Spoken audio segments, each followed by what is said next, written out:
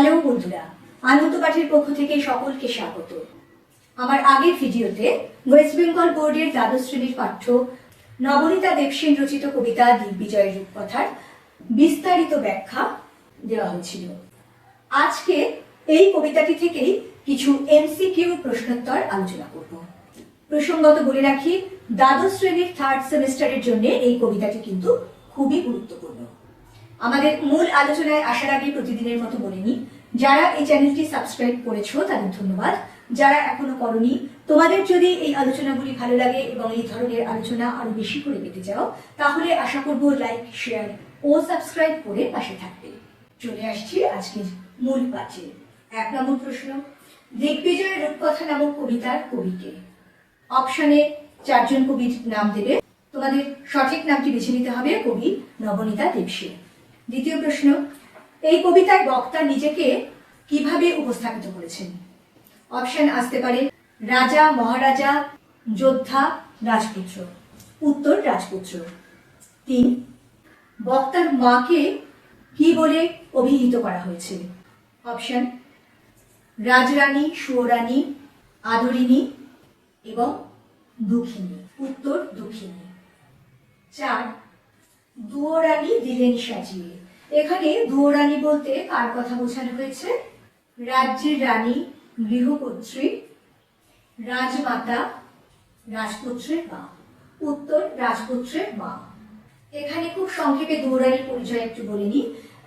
বাংলা লোককথায় ও রূপকথায় দুয়োরানী একটি অতি পরিচিত চরিত্র, যিনি রাজার দ্বারা বিতাড়িত, বঞ্চিত, একেবারে অবহেলিত ও ভাগ্যের দ্বারা নির্যাতিত একজন মানুষ। 5 নম্বর প্রশ্ন, কবিতায় বক্তার কাছে কোন অস্ত্র ছিল না? অপশন আসতে পারে ধনুক, তুনীর, শিরস্ত্রাণ, উপরের সবকটি। উত্তর হবে উপরের সবকটি। কবিতায় বক্তার কাছে মূলধন কি ছিল? সেনাবাহিনী, স্বর্ণমুকুট, রাজ্য ও 2টি আশীর্বাদ। উত্তর 2টি আশীর্বাদ। 7 নম্বর প্রশ্ন, কবিতায় প্রথম আশীর্বাদ কি ছিল? রাজ্য, ধন সম্পদ, প্রভূত অস্ত্র এবং জাদু অশ্ব।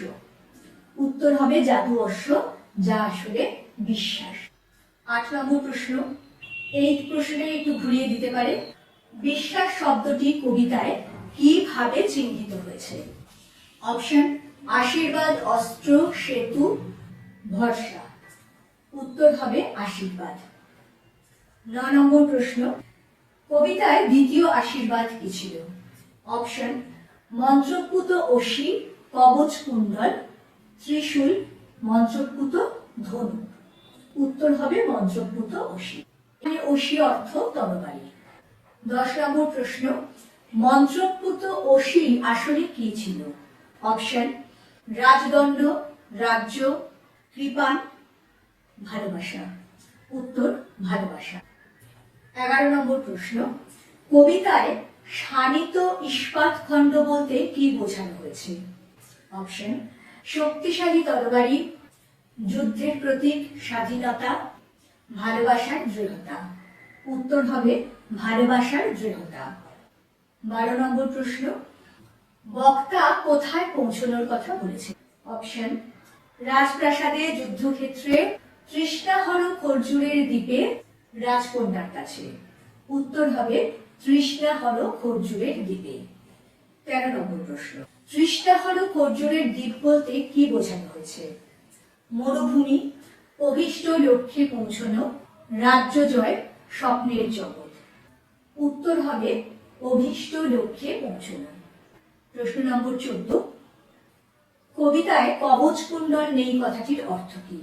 রাজ্য নেই, সম্পদ নেই, বীরত্ব নেই, রক্ষা কবচ নেই। উত্তর রক্ষা কবচ নেই। 15, কবিতায় বক্তা কোন শক্তির ওপর নির্ভরশীল? সৈন্যবাহিনী, বাহুবল, অস্ত্রশস্ত্র, বিশ্বাস ও ভালোবাসা। উত্তর বিশ্বাস ও ভালোবাসা। 16, সপ্তডিঙা কোন পরিবহনের প্রতীক? মরু পরিবহন, স্থল পরিবহন, জলযান, আকাশ পরিবহন। উত্তর জলযান। 17, কবিতায় বক্তা কিভাবে বা কিসের দ্বারা তার লক্ষ্যে পৌঁছতে চান? সৈন্যবাহিনীর সাহায্যে, অস্ত্র শক্তির সাহায্যে, বিশ্বাস ও ভালোবাসার মাধ্যমে, ছলনার সাহায্যে? উত্তর, বিশ্বাস ও ভালোবাসার সাহায্যে। প্রশ্ন নম্বর 18। অভঙ্গুর শব্দের অর্থ কি? ভয়ঙ্কর, নরম, অটুট, অসীম। উত্তর হবে অটুট। কবিতার ভাষা কেমন?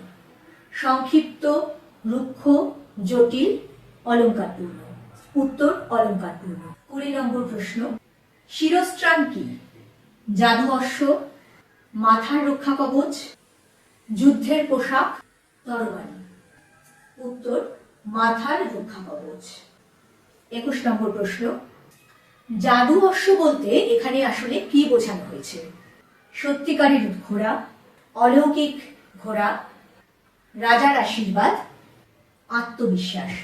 উত্তর আত্মবিশ্বাস। প্রশ্ন নম্বর 22। খরচুরের দ্বীপ এখানে কিসের পরিচায়ক? পরিত্রাণ ও সাফল্য, মরুদেশ, যুদ্ধের ময়দান, শান্তির দেশ। উত্তর পরিত্রাণ ও সাফল্য। 23। কবিতাটি কোন ছন্দে লেখা হয়েছে?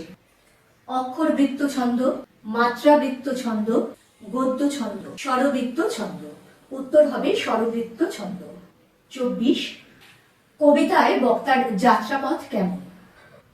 অলৌকিক, অতি সহজ, অবাস্তব, কঠিন।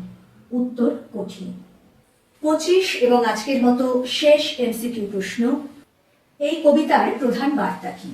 যুদ্ধের মহিমা, পরাজয়, যুদ্ধ জয়, ভালোবাসা এবং আত্মবিশ্বাসের শক্তির উপর নির্ভর করা। উত্তর ভালোবাসা ও আত্মবিশ্বাসের শক্তির উপরে নির্ভর করা। বন্ধুরা, পরবর্তীকালে এই কবিতা থেকে সংক্ষিপ্ত, অতি সংক্ষিপ্ত এবং বড় প্রশ্ন আলোচনা করব। খুব তাড়াতাড়ি পরের ভিডিও নিয়ে ফিরে আসব। সঙ্গে সঙ্গে নোটিফিকেশন পেতে চাইলে সাবস্ক্রাইব করে বেল বাটনটি অন করতে ভুলো না। আজকের মতো টাটা।